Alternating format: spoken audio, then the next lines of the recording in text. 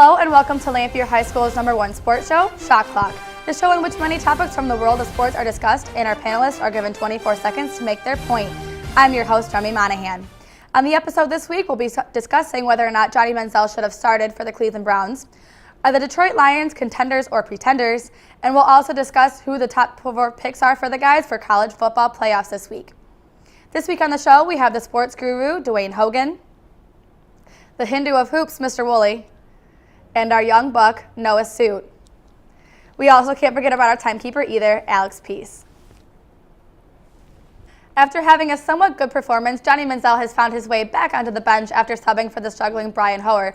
Dwayne, do you think that Coach Mike Pateen's decisions to sit Manziel is the right move? Pateen, what are you doing? Why do you take out the money man? Brian Hoyer over the last 3 games has 0 touchdowns and 7 interceptions. That is not good. Johnny Manziel, the game he came in, he was electrifying. He came down the field, scored on a big play, but after that he had a little bit of struggles. But this guy, I think you should give him the show, let him pump up the team a little bit. I think he could I think he could be good in getting some team energy for you. Noah, how about you?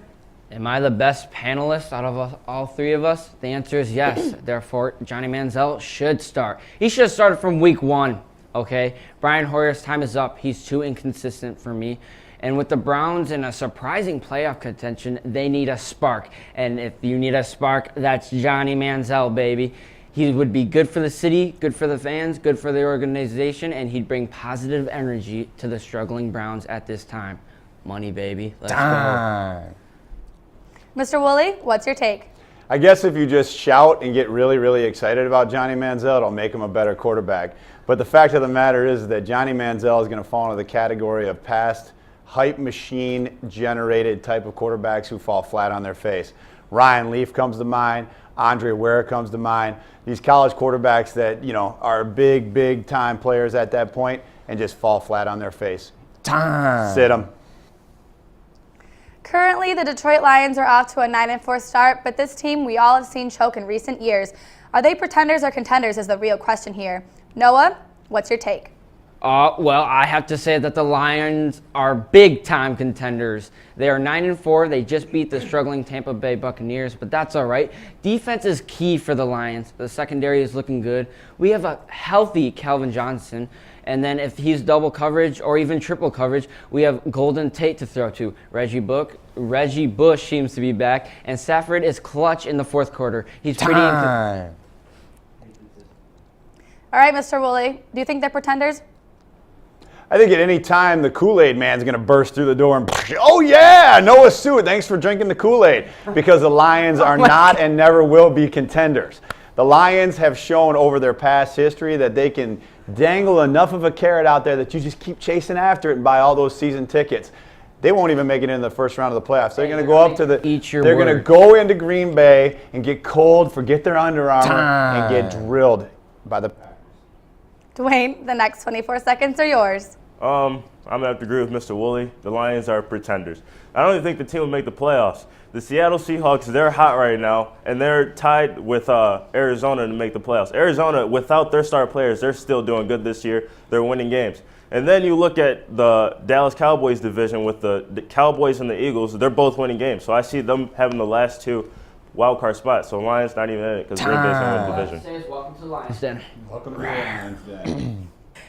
All right, for our final topic today, we're going to talk about the guys' picks for top 4 in college football playoffs. Mr. Woolley, who are your top 4 teams? Well, I do think that Ohio State showed out big time on the big stage. What I want to talk about more or less is the way the committee selected. I think the committee sent a clear shot out to the Big 12 and said, look, you got to have a conference championship, and that's all there is to it. The Big 10 has one, the Pac-12 has one, so on and so forth right down the line. Florida State may have backed their way into it, but the fact of the matter remains Florida State belongs there because they haven't lost in the last 2 years. Dwayne, how about you? I don't like the way the committee did it. I don't think TCU at number 3 should have been jumped all the way by Ohio State. Even though Ohio State did prove a point by winning 59-0, which over a number 11 team in the country, that was big. But Florida State, they're in it simply because they're undefeated. This team hasn't proved anything to me. They almost lost to a Miami team, a Florida team, but you can't kick a team out that went undefeated this season. So TCU, I feel like they got the short end of it, but they should have been in it. I don't know. Expanded to 8. All right, Noah, what do you think? Well, in order to determine the best teams, I don't think you necessarily need a conference championship, but I do think the committee made the right decision, but in the wrong order. The Alabama definitely should have been 1, winning season after winning season. Nick Saban got some boys going all the way this season. And then number 2 would be followed by the Oregon Ducks, led by Marcus Mariota, the eventual Heisman winner. And then here's the shocker, boys. Ohio State should be number 3. They have a third-string quarterback. And then Florida State should be number 4. It's like clones, though, over in Ohio State. They lose a guy, and then the next guy comes in. He just like, you know what? I got this. Everybody chill. Well, if we're going to put the camera back on me, let me finish. All right, Ohio State should definitely be number 3. Third-string quarterback. I mean, imagine where they'd be with Braxton Miller stayed healthy. And then you go with Florida State at number 4. Some may say that they should be at number 3. But Jameis Winston has been a mess on and off the field. Interception after interception. I think they're going to get exposed. What do you think, Dwayne? Yeah, I don't know. That team finds ways to win. I think they can do it. Ways to win, but I don't know. When you're going up against top elite teams, I think they're going to get exposed. But Yep. we'll see. We'll see. I think we're in consensus here, though. They have the right 4 teams? Yeah. All right, we had some great points made on the show today. Thanks for watching. Check out all our other videos here on the Lamphere TV Productions YouTube page. Also follow us on Twitter at LamphereTV. For everyone here at the Shot Clock Studios, I'm Remi Monahan. Grab life by the horns.